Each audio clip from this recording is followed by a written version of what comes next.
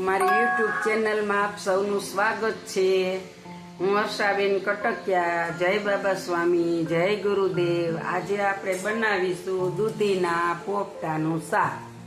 એને માટે આપણે દૂધી લીધી છે, આદુ, લસણ ને મરચાની આ પેસ્ટ છે। પછી આપણે એક ડુંગળી મોટી સાઈડની આપણે પીલી છે, પછી આ ટમેટા નાના નાના 2-4 પીલા છે, અને રૂટિંગ મસાલા બધાય, આ આપણા રૂટિંગ મસાલા બધાય। અને હવે આપણે આ પોપટા બનાવીશું। આપ જોઈ રહ્યા છો કે આપણે પોપટા કેવી રીતના બનાવવાના છે। આ પોપટાની અંદર આપણે થોડુંક નમક નાખીશું, થોડોક હળદર, અહીંયા જ રાખને, હળદર પાવડર થોડોક નાખીશું, પછી થોડોક મરચું પાવડર નાખીશું,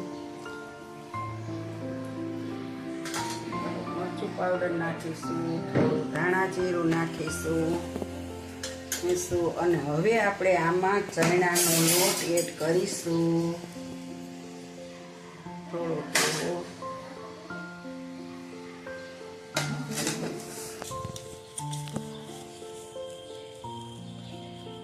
હાલો મિત્રો, હવે આપણે આ દૂધીના પોપટાનો લોટ દૂધીની અંદર આપણે દૂધીમાં સમાય એટલો આપણે તૈયાર કરેલો છે। આ તૈયાર કરેલો છે। હવે આપણે આના ભજીયાની જેમ પોપટા પાડીશું, અને આ દૂધીના પોપટાનું શાક બહુ મસ્ત સ્વાદમાં બને છે, અને ખાઈને તોય મજા આવે એવું બને।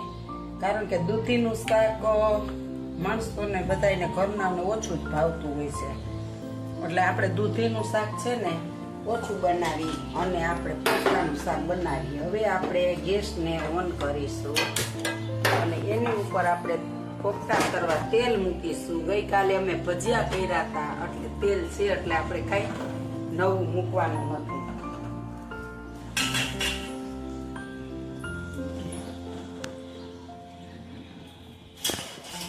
હાલો મિત્રો, હવે આપણે આ પોપચા પાડવાના છે દૂધીના।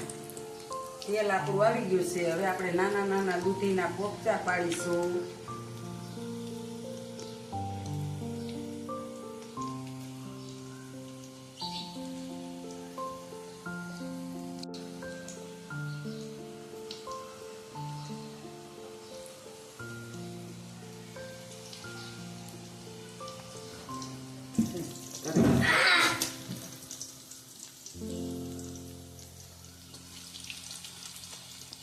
હાલો મિત્રો, હવે આપણા દૂધીના પોપટા તરાઈ ગયા છે।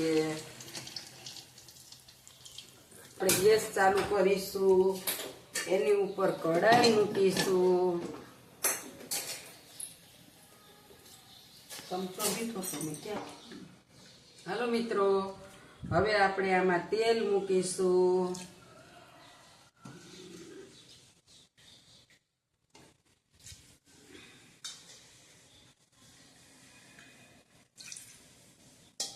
આ શાકમાં તેલ થોડુંક વધારે જોઈએ છે, અને આપણે તેલ મૂકીશું।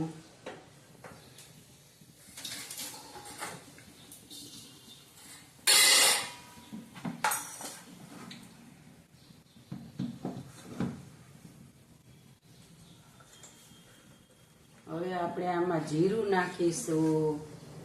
જે આપણું તેલ થોડું ઠંડુ છે,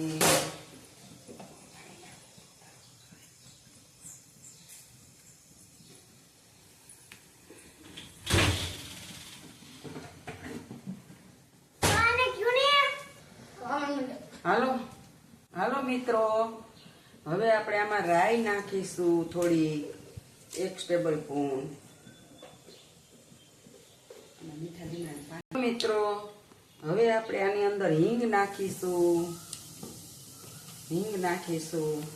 ત્યારબાદ આપણે આમાં થોડા કડી પત્તા નાખીશું, થોડાક એના ઝીણા ટુકડા કરી નાખીને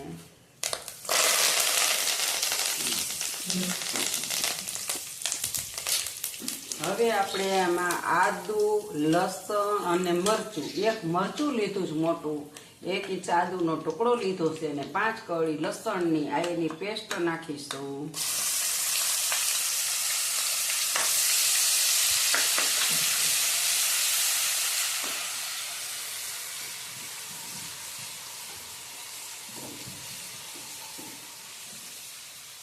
ત્યારબાદ હવે આપણે ડુંગળીની પેસ્ટ નાખીશું.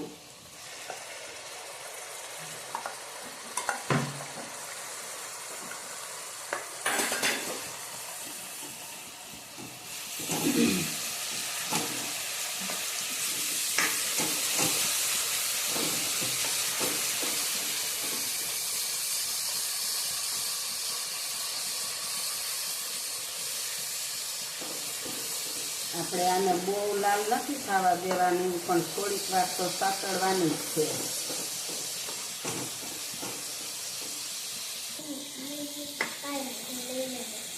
હાલો મિત્રો, હવે આપણે નાખીશું ટમેટાની પ્યુરી. હવે આપણે આમાં આ ટમેટાની પ્યુરી નાખી છે.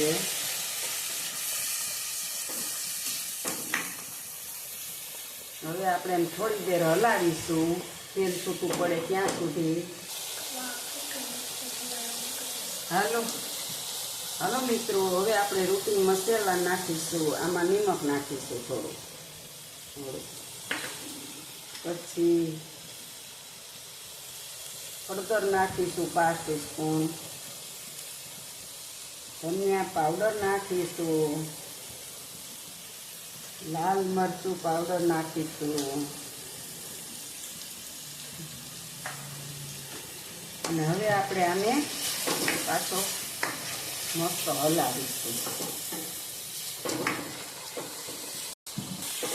હાલો મિત્રો, આપણી પ્યુરી હવે ખાવા આવી છે અને આમાં તેલ છૂટું પડવા લાગ્યું છે.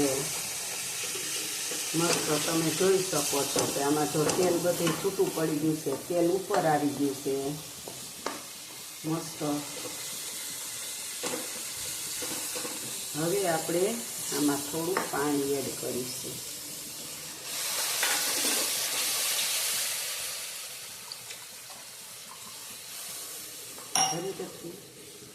તો આપણું પાણી હવે ગ્રેવી ઉકળી ગઈ છે. હવે આપણે કોફતા બનાવ્યા છે એને આપણે અંદર નાખીશું.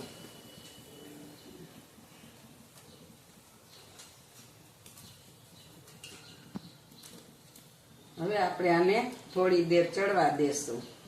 તો હવે આપણે આમાં કોથમીર નાખીશું થોડી. આપણે સૂકી વાપરીએ છીએ. અને ગરમ મસાલો નાખીશું.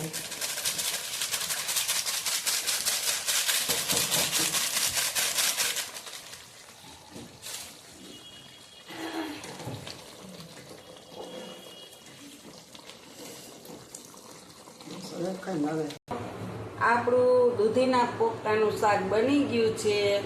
આપ જોઈ શકો છો બધું તેલ આપણું શાકની ઉપર આવી ગયું છે અને આપણું શાક તૈયાર છે. જો તમને મારી આ રેસીપી ગમે તો લાઈક કરજો, શેર કરજો, સબસ્ક્રાઈબ કરજો અને એકવાર જરૂરથી બનાવજો. આવજો. જય બાબા સ્વામી. Bye bye.